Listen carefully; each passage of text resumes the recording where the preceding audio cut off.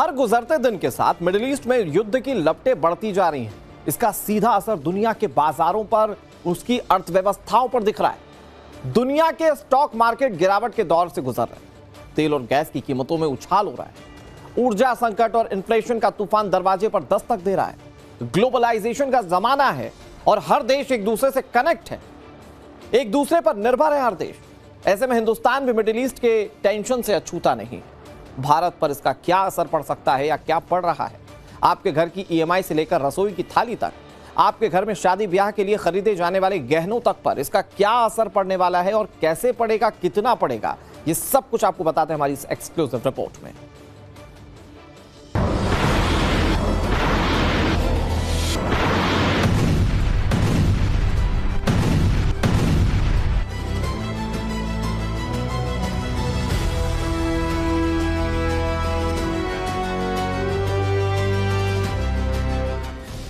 America, Iran और Israel के बीच टकराव ने केवल मिडिल ईस्ट को ही नहीं, पूरी दुनिया की जियोपॉलिटिकल सिचुएशन को हिला कर रख दिया है।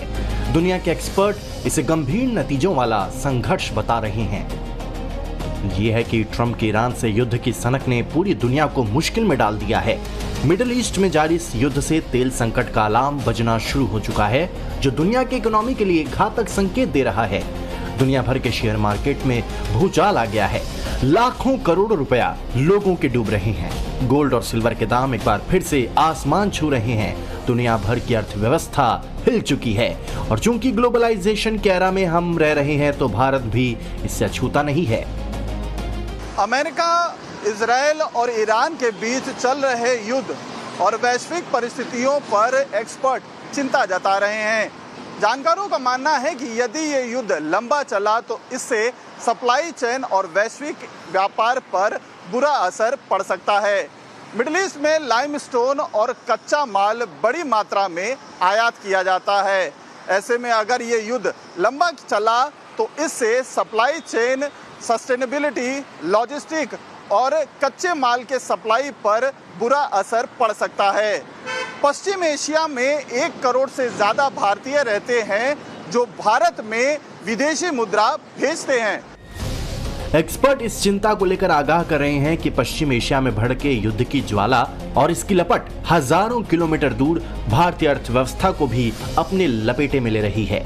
इस युद्ध ने ग्लोबल मार्केट में घबराहट पैदा कर दी है और सबसे बड़ा खतरा उस समुद्री तेल सप्लाई लाइन का है, जिसे दुनिया का लाइफलाइन कहा जाता है। हम बात कर रहे हैं हॉर्मुज स्ट्रेट की। हालांकि भारतीय जहाजों को ईरान ने राहत दी है और कहा है कि हॉर्मुज के रास्ते भारतीय जहाजों को गुजरने की इजाजत है, लेकिन भारत की सबसे बड़ी मुश्किल ये रास्ता नहीं, बल्कि सप्लायरों के घरों में लगी आग है। इंडिया करीब 90% तेल विदेश से इंपोर्ट करता है। सप्लाई चेन ब्रेक होने से कीमतों में इजाफा, कच्चे तेल की कीमतें 120 प्रति बैरल होने की आशंका है, जिसका सीधा असर आम जनता की जेब पर पड़ने वाला है। तेल किसी भी देश की अर्थव्यवस्था की धुरी है। सारा का सारा सप्लाई चेन इससे जुड़ा है। तेल की कीमतें बढ़ेंगी तो बाकी सारे सामानों की कीमतें बढ़ेंगी, जिसका सीधा असर आम आदमी पर पड़ने वाला है। यानी कि महंगाई की मार का सामना करना पड़ेगा। जिस बासमती चावल की दुनिया दीवानी थी, अब उसकी सप्लाई नहीं हो रही है, जिससे व्यापारियों को भारी नुकसान झेलना पड़ रहा है। पिछले 4-5 दिनों से मिडिल ईस्ट में बाजार बंद है, जिस वजह से चावल की कीमत में भारी गिरावट दिखाई दे रही है। चावल केवल ईरान में ही नहीं, बल्कि पूरे मिडिल ईस्ट में जाता है, जिसमें ईरान के इतर इराक, बहरीन, कुवैत, कतर और दूसरे देश शामिल है। युद्ध की वजह से हर देश का माल अटका हुआ है, जिसकी वजह से कहीं भी माल की सप्लाई नहीं हो पा रही है। भारत में यदि चावल की बात करें तो टॉप क्लास के चावल का उत्पादन पंजाब और हरियाणा से होता है। खाड़ी देशों में करीब 70% चावल यहाँ से निर्यात होता है। भारत के कुल बासमती निर्यात का लगभग 25% हिस्सा अकेले ईरान को जाता है, लेकिन युद्ध के हालात को देखते हुए निर्यात पूरी तरह से ठप है। हम जैसे सेलिंग करते हैं तो 2 से 3 या 4 दिन में मैक्सिमम शिप पहुंच जाता है, लेकिन अब क्योंकि सिचुएशन नॉर्मलाइज नहीं है, वॉर लाइक सिचुएशन हो रखी है, तो जो शिपमेंट्स वॉर से पहले भी निकली थी, लाइक जिस दिन फर्स्ट ब्लास्ट हुआ उससे पहले भी जब शिप्स निकली थी, तो वो शिप्स भी बंदर अब्बास अब तक पहुंच नहीं पाई हैं और उन्हें या तो ओमान पोर्ट पे सोहर पे अनलोड कर दिया गया है या फिर जबेल अली दुबई में अनलोड कर दिया गया है। तो बहुत ज़्यादा सिचुएशन पैनिक की इस वक्त बनी हुई है, क्योंकि शिपमेंट भी कई बार ट्रैक नहीं हो पा रही है कि एग्जैक्टली वो कहाँ है, कहीं एंकर्ड तो नहीं है पानी के अंदर, कहीं किसी और डेस्टिनेशन पोर्ट पे तो नहीं उतर गई हैं। तो इस वक्त सिचुएशन बहुत ज्यादा खराब है। देखिए, जब भी कोई लड़ाई होती है और जिस तरह से का पूरा चल रहा है, उसमें जो भी सप्लाई चेन्स होती हैं वो हमेशा टूट जाती हैं। अब हम लोग सुन रहे हैं कि स्ट्रेट ऑफ हॉर्मुज से आपका शिप नहीं आने देंगे, सारी शिपिंग लाइंस आपकी कट हो जाएंगी, आपका फ्लाइट से जो आपके फ्रेश वेजिटेबल्स या फ्रेश सब्जियां सारी जाती थी, फ्रूट्स जाते थे, वो अब नहीं जा पाएंगे। तो ऑटोमेटिकली पूरे एक्सपोर्ट पे, क्योंकि गल्फ कंट्रीज जो हैं उनका पूरा खाना पीना भी, और उनका सबसे बड़ा चीज जो राइस, क्योंकि वहाँ बिरयानी बहुत खाई जाती है, तो इंडिया का जो बासमती राइस है it is one of the best rice. तो पूरा 60% एक्सपोर्ट जो इंडिया का राइस होता है वो गल्फ कंट्रीज में ही होता है। युद्ध का असर लखनऊ के व्यापारियों को अब महसूस होने लगा है। यहाँ से जो चीजें निर्यात की जाती हैं, जिसमें बासमती चावल और छोला चना ईरान और दुबई जाता था, उसकी सप्लाई रुक गई है। इससे बासमती और चने की कीमत गिर गई है और व्यापारियों को काफी नुकसान हो रहा है। जो चावल का जो होता है, हम लोगों का चावल बहुत जाता है, दुबई है, ईरान है, बहुत ज्यादा चावल जाता है हम लोगों का बासमती। तो बासमती चावल हमसे मान के जब से युद्ध चालू हुआ है 500 से 1000 रुपए मद्दा हो गया है। अच्छा, 1000 रुपए की गिरावट आई है? हाँ, बासमती चावल में। उसके अलावा बासमती चावल के अलावा जो है छोले पे असर पड़ेगा। छोला जो हम लोगों का दुबई बहुत जाता था, तो दुबई जाने की वजह छोले में। दिखा दो जरा देव। वो छोले वहाँ पे रखा हुआ है। छोले में करीबन 10 रुपए किलो की गिरावट आ गई अब तक। अच्छा, पर केजी 10 रुपया वो टूट गया है? जी, थोक में जो है लमसम 10 रुपए किलो टूट गया है। बीते एक हफ्ते में ईरान युद्ध के दौरान पोर्ट और समंदर में करीब 5000 कंटेनर अटक गए हैं। खाड़ी देशों को एक्सपोर्ट लगभग जीरो है। यूएई, सऊदी अरब, ओमान, इन सभी जगहों का एक्सपोर्ट बुरी तरह प्रभावित हुआ है। अगर युद्ध लंबा खींचा तो और ज्यादा नुकसान होगा। जो सामान वापस लाना पड़ रहा है या पोर्ट पर रखना पड़ रहा है, उसका सारा खर्च एक्सपोर्टर को ही उठाना पड़ रहा है। इस लड़ाई की वजह से सबसे ज्यादा अगर कोई सेक्टर प्रभावित हुआ है तो निर्यातक है, एक्सपोर्टर्स हैं। और एक्सपोर्टर्स का तो ऐसा है कि एक बार अगर धंधा चला जाता है तो वापस आना बड़ा मुश्किल हो जाता है। अभी मिडिल ईस्ट के अंदर, पर्टिकुलरली पूरे मिडिल ईस्ट के अंदर एक्सपोर्ट अभी जीरो है, निर्यात जीरो है, क्योंकि लड़ाई का माहौल है। न वहाँ कोई शिप जा सकता है, न वहाँ से कुछ माल निकल सकता है। तो अभी सब कुछ ठप है, 8 दिन से सब कुछ ठप है। अब ये होने से कंटेनर यहाँ अटके हुए हैं, हमारे कंपनी के भी कंटेनर अटके हुए हैं। कुछ कंटेनर हमने वापस भी मंगा लिए काफ़ी खर्चा करके, और अब वो बोलते हैं कि कंटेनर जो हैं वो कहीं भी उतार देंगे और वहाँ से फिर 800 या $1000 एक्स्ट्रा देकर और आपको लाने पड़ेंगे। तो वो माहौल जो है वो बहुत ख़राब हो गया है और इसमें एक्सपोर्टरों को बुरी तरह से मार पड़ रही है। जहाँ पे 2-3% की कमाई थी, अब ये 100% का लॉस हो रहा है। एक रिसर्च के मुताबिक अगर ये संघर्ष लंबा चलता है तो इसका डायरेक्ट असर हमारी थाली पर होगा। तेल की कीमतें बढ़ने से परिवहन लागत और आवश्यक वस्तुओं के दाम बढ़ते हैं। खाड़ी देशों में लाखों भारतीय काम करते हैं। युद्ध के कारण उनकी नौकरी और सुरक्षा जोखिम में पड़ सकती है। अगर ये जंग लंबी खिंचती है तो तेल की कीमतों में इजाफा होगा और उसका सीधा असर भारतीय अर्थव्यवस्था पर देखने को मिलेगा, क्योंकि भारत अपना 80% से ज्यादा तेल आयात करता है। उन्होंने ये भी कहा कि यदि कच्चे तेल की कीमत में $1 तक की बढ़ोतरी होती है तो उसका सीधा असर भारतीय अर्थव्यवस्था पर पड़ेगा, क्योंकि जिस तरीके के हालात मिडिल ईस्ट में बने हुए हैं, जंग के हालात बने हुए हैं, कच्चे तेल की कीमतें लगातार बढ़ रही हैं, उससे रुपए में गिरावट लगातार दर्ज की जा रही है। और न सिर्फ रुपए में गिरावट हो रही है बल्कि शेयर मार्केट डेली लाल निशान पर बंद हो रहा है। पेट्रोल डीजल के साथ साथ एलपीजी गैस की कीमतों में भी लगातार इजाफा हो रहा है। देश में बिजनेस को जानने और समझने वाले एक्सपर्ट इसे आर्थिक तौर पर गंभीर खतरा मान रहे हैं। उनका मानना है कि संकट केवल हिंदुस्तान पर नहीं है, दुनिया के देशों पर भी इसका असर पड़ने वाला है और इसका असर हो रहा है। ग्लोबली मार्केट अस्थिरता के दौर से गुजर रहा है। भारत के उद्योगपति इस जंग को लेकर काफी ज्यादा चिंतित हैं। समुद्री रास्तों से माल पहुंच नहीं पा रहे हैं, जिसकी वजह से उद्योगपतियों को करोड़ों रुपए का नुकसान उठाना पड़ रहा है। कच्चे मांस कई यूरोपियन देश जैसे अमेरिका, यूके, स्वीडन, जर्मनी आयात होता है, लेकिन युद्ध के चलते ये माल समंदर में फंसे हुए हैं, जिससे इस उद्योग पर संकट के बादल अब मंडरा रहे हैं। ये युद्ध भारत के लिए वर्स्ट केस जियोपॉलिटिकल सिनारियो साबित हो रहा है।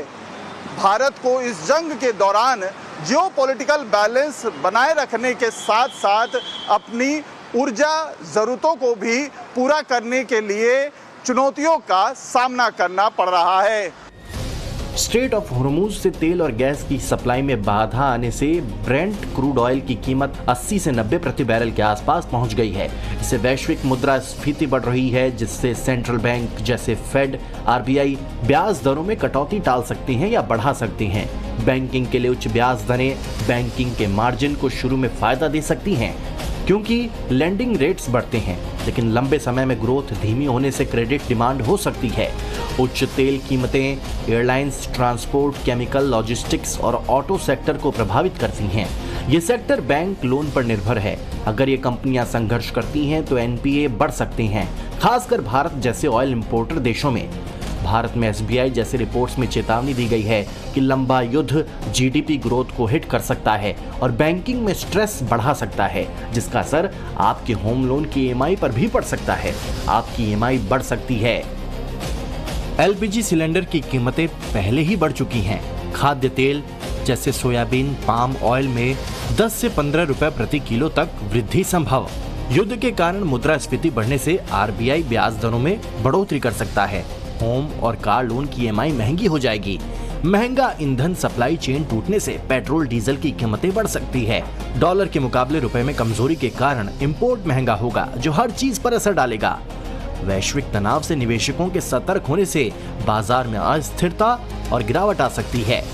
सब वही आ रहा है, पॉकेट पे भारी होने वाला है सारा कुछ। फाइनली हम लोग का बजट बिगड़ेगा, यही होगा। पेट्रोल या सिलेंडर के दाम में अगर बढ़ोतरी होती है तो हमारे एलपीजी गैसों में, आने जाने के वाहनों में और खाद्य पदार्थ में हर तरीके से मतलब उसमें इफेक्ट पड़ेगा। देखिए, बस मैं ये कहना चाहता हूँ कि युद्ध होता है वो कभी भी अच्छा तो नहीं होता।